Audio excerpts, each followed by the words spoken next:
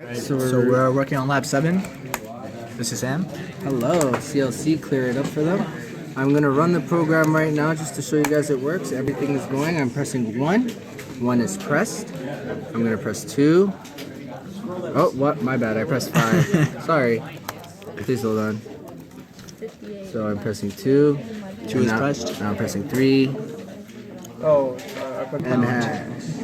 Alright, just again. 1, 2, 3, 4, 5, 6, 7, 8, 9, star, 0, and pound. And just go to the code just so we can show them. Alright, if you scroll up over here, you can see the code. This is right in the digital output change. Started right over here from the if statement, equals 0.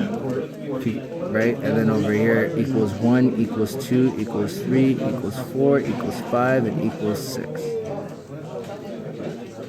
And then our properties are up on the top, obviously. That's our video.